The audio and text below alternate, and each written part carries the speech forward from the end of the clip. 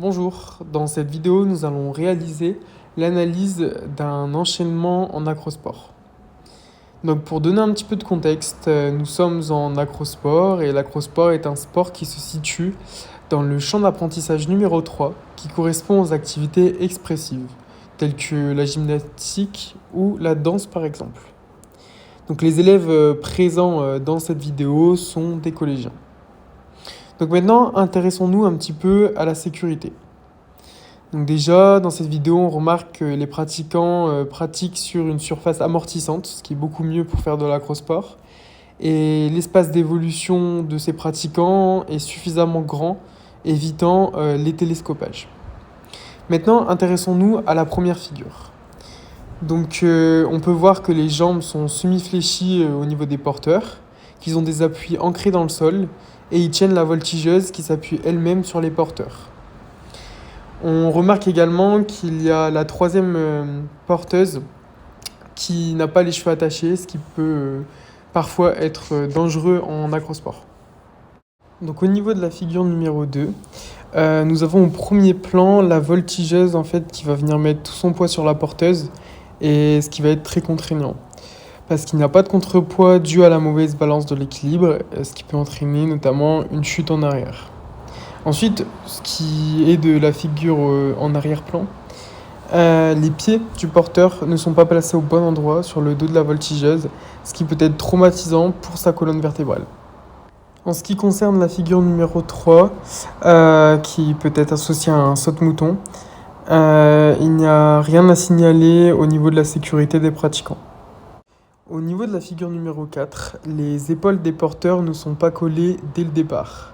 Et les deux porteurs n'attendent pas que la voltigeuse verrouille ses coudes pour se relever. De plus, on remarquera que l'une des porteuses n'a pas tenu du début jusqu'à la fin la voltigeuse lorsqu'elle a réalisé la figure. Pour terminer sur l'aspect sécuritaire des figures, intéressons-nous à la figure numéro 5 qui se trouve en arrière-plan. Donc sur cette figure, on peut voir que le voltigeur ne décolle pas du sol car les gabarits ont été mal répartis. Maintenant, pour ce qui est de l'organisation du groupe, on ne distingue pas de communication verbale, donc ce qui est plutôt positif. Maintenant, à plusieurs moments, on voit un élève qui est passif et on peut voir aussi à certains moments des oublis de la part des pratiquants. Ensuite, pour parler des liaisons, on en distingue entre chaque figure. On distingue notamment des enchaînements chorégraphiques avec plusieurs pas, des liaisons gymniques avec des roulades et des liaisons théâtrales en lien avec le thème. Maintenant, pour parler de l'inversion des rôles, on remarque tout au long de la vidéo que chaque élève est au moins une fois porteur et une fois voltigeur.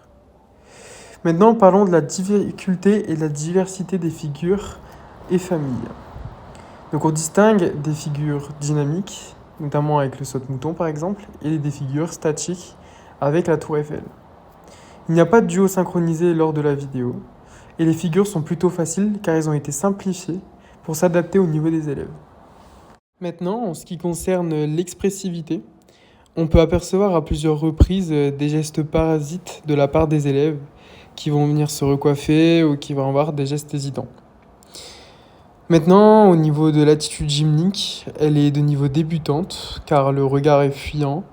L'élève se dépêche de finir. Les figures sont réalisées trop rapidement avec imprécision. Les élèves ne sont pas ensemble sur les enchaînements entre les figures. Cependant, le thème est respecté, mais on a tout de même des difficultés pour relier l'histoire.